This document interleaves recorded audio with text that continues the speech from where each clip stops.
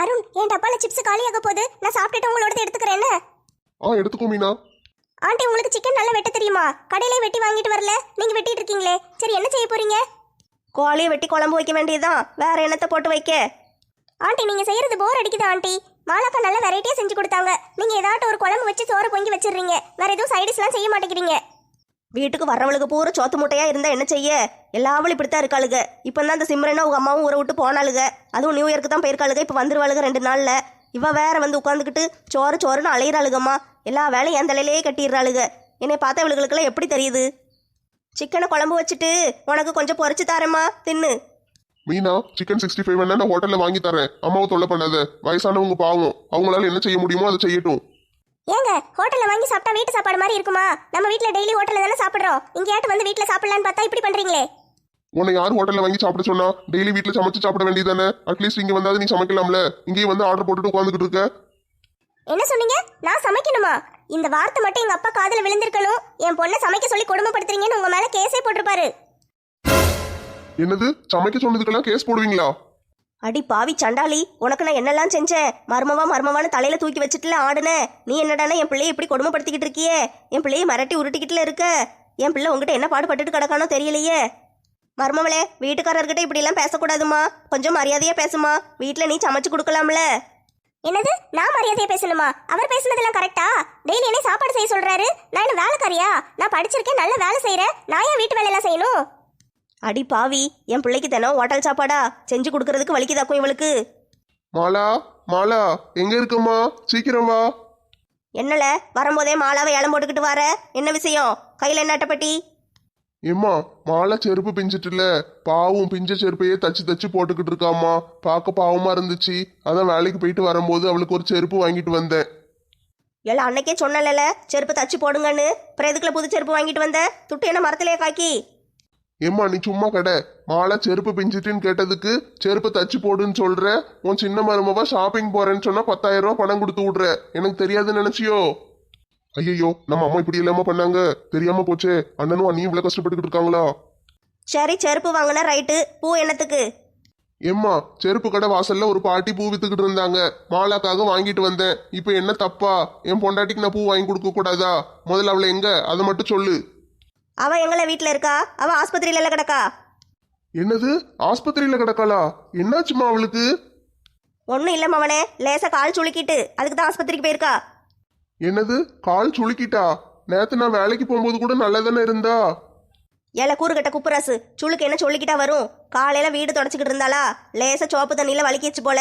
கால் லேசா சுளுக்கிட்டு அதுக்கு உடனே ஊரை கூட்டி கத்தி கலாட்டா பண்ணி ஊர்க்காரிகளெல்லாம் கூப்பிட்டு ஃபோன் அடிச்சு வர சொல்லி அவளுக்கெல்லாம் வந்து பண்ண அலப்பறைய பார்க்கணுமே.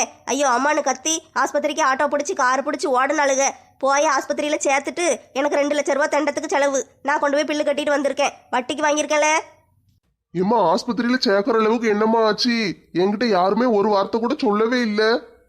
உனக்கு இருக்கு பையல, நானே கடுப்புல உட்காந்துக்கிட்டு இருக்கேன். 2 லட்சம் தெருவா அலைஞ்சு அங்கே எங்கேயும் போய் வட்டிக்கு வாங்கி பணத்தை கொண்டு கட்டிட்டு வந்திருக்கேன் ஆஸ்பத்திரிக்கு. இப்ப யார் அதை திருப்பி கொடுப்பா? 2 லட்சம் ரூபாய் நான் தானே கொடுத்தேன். அம்மா ஏன் வட்டிக்கு வாங்கினேன்னு இப்படி கதை சொல்றாங்க? அட கடவுளே, மாலாக்கு என்னாச்சுன்னு தெரியலையே. எங்க அம்மா சொல்றத நம்பவா வேண்டாமா? சரி, நம்ம உடனே போய் ஆஸ்பத்திரியில போய் மாலாவை பார்ப்போம். ஏம்மா, எந்த ஆஸ்பத்திரியில சேர்த்திருக்காங்கம்மா? நான் சொன்னது எவ கேட்டா? கவர்மெண்ட் ஆஸ்பத்திரியில சேருங்கடின்னு சொன்னேன். சொல்ல கேட்காம இந்த ஊர்ல ஒரு சொட்டத்தலை டாக்டர் இருக்கார்ல, அவர் ஆஸ்பத்திரியில கொண்டு சேர்த்துட்டாளுங்க. அதனாலதான் 2 லட்சம் ரூபாய் தண்ட செலவு. மாலா, வந்துட்டியாம்மா? நான் இப்ப தான் வந்தேன். உனக்கு என்னாச்சு? காலில் எதுக்கு இவ்வளவு பெரிய கட்டு போட்டிருக்கு? ஏங்க, வந்துட்டீங்களா? என்னாச்சுமா, சொல்லு. ஒன்னும் இல்லைங்க, கால் சுளுக்கிட்டு. கால் சுளுக்குனதுக்கு எந்த பைத்தியக்காரன் இவ்வளவு பெரிய கட்டு போடுவான்? என்னாச்சுன்னு உண்மையை சொல்லு. தம்பி, நான் சொல்றேன் தம்பி. உங்க அம்மா மாலாவை வீட்டு வேலை செய்ய சொல்லி ஒரே கொடுமையா படுத்துறாங்க. இன்னைக்கு காலையில வீடை துடைக்க சொல்லிட்டு இவங்க எல்லாரும் மொட்டை மாடியில போய் உட்காந்துக்கிட்டாங்க.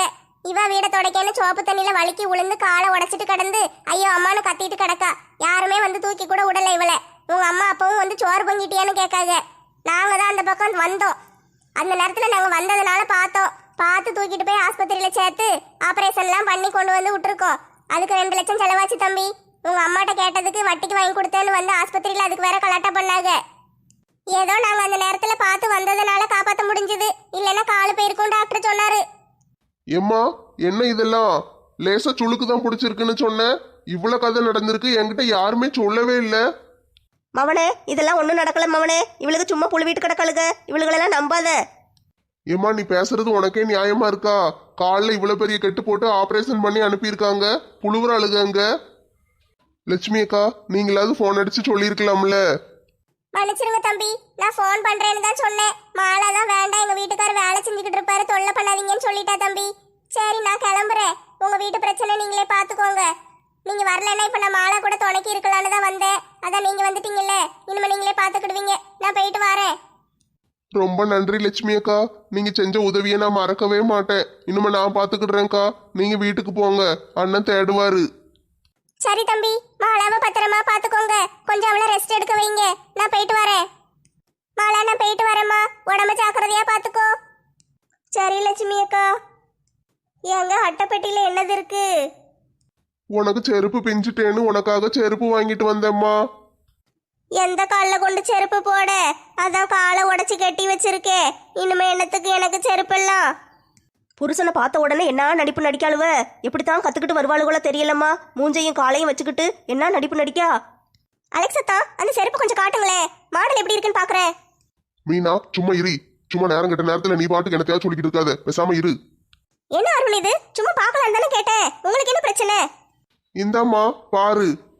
வாவ், செருப்பு ரொம்ப சூப்பரா இருக்கு. சூப்பரா இருக்கா? எங்க பாப்போம். ஆமா, செருப்பு சூப்பரா இருக்கே. கால் நல்லா இருக்கும் போது இவர் செருப்பு வாங்கி தர மாட்டாரு. கால் உடஞ்ச பிறகு செருப்பு வாங்கி கொடுத்துருக்காரு. உடஞ்ச காலுக்கு செருப்பு போட்டா என்ன, போடலன்னா என்ன? மாலாக்கா, இந்த செருப்பு எனக்கு ரொம்ப பிடிச்சிருக்கு. உங்களுக்கு தான் செருப்பு போட முடியாதுல்ல, நான் போட்டுக்கிடட்டுமா? இல்ல மீனா, நான் மாலாக்காக ஆசையா வாங்கிட்டு வந்த செருப்பு. அவ கால் சரியானோன்னு போடுவா. 10 நாளோ 1 மாசமோ கால் சரியாகட்டும், அவ அதுக்கப்புறம் போட்டுக்கிடுவா. நீ எடுக்காத, அவட்ட கொடுத்துரு. ரொம்ப தான் ஓவரா பண்ணிக்கிறீங்க. நான் என்ன செருப்பு வாங்க முடியாமையா இருக்கேன்? நான் நினைச்சா 1000 செருப்பு வாங்குவேன். சும்மா நல்லா இருக்கேன்னு ஆசையா கேட்டேன். ஆமாம்மா, நீ நினைச்சா 1000 செருப்பு வாங்க முடியும். ஆனா இது நான் உழைச்சு சம்பாதிச்சு என் பொண்டாட்டிக்காக ஆசையா வாங்கிட்டு வந்த ஒரே ஒரு செருப்பு. அது அவளுக்கு மட்டும்தான். அவட்ட கொடுத்துரு. பாத்தீங்களா அருண், உங்க முன்னாடியே என்னை எப்படி எல்லாம் பேசுறாங்கன்னு? நீங்க பாட்டுக்கு வேடிக்கை பார்த்துக்கிட்டு இருக்கீங்க. என்னன்னு கேளுங்க. மீனா, உன் மேலதான் தப்பு. நீ பேசுறதெல்லாம் தப்பா இருக்கு. அதனாலதான் நான் பேசாம இருக்கேன். ஓஹோ, நீங்களே இவங்க கூட சேர்ந்துட்டீங்களா? இங்கெல்லாம் வந்திருக்கவே கூடாது. ச்சே, ஏன்டா வந்தோன்னு இருக்கு. ஆண்டி, சமைச்சு முடிச்சோன்னா சாப்பாடு என் ரூமுக்கு எடுத்துட்டு வந்து கொடுத்துருங்க. நான் வீட்டுக்கு போற வரைக்கும் நான் வெளியே வரவே மாட்டேன். ரூமுக்குள்ள தான் இருக்க போறேன். யார் எப்படி போனாலும் கவலை இல்லை. சோறு விஷயத்துல நல்ல கருத்தா இருக்காளுகம்மா. சோறை பொங்கி ரூம்ல கொண்டு வந்து தரணுமா? தம்பி, நீ எதுவும் தப்பா நினைச்சுக்கிடாதப்பா. உன் பொண்டாட்டியை திட்டிட்டேன், மன்னிச்சிருப்பா. என்ன நீ வேற சும்மா மன்னிப்பு கேட்டுக்கிட்டு இருக்க? அவளாம் ஒரு ஆளு. அவளை தட்டு கேட்க ஆள் இல்லாம இப்படி அலையிறா. 4 தட்டு தட்டி வீட்டு வேலையெல்லாம் செய்ய வைக்கணும். ஏங்க, செருப்பு ரொம்ப அழகா இருக்குங்க. சரிம்மா, வா, நான் உன்னை ரூமுக்கு கூட்டிட்டு போறேன். எத்தே, சமைச்சு முடிச்சிட்டு ரேஷன் கடையில் 1000 ரூபாய்க்கு டோக்கன் தராங்களா? போய் வாங்கிட்டு வந்துடுறீங்களா? என்னால் முடிஞ்சா நானே போயிடுவேன். போக முடியல, அதனால தான் உங்களை போக சொல்கிறேன். தப்பாக நினச்சிக்கிடாம இதை ஒன்று மட்டும் செஞ்சிருங்க. போற முட்டி போறேன். போவலைன்னா உடவா போறீங்க? போறேன்.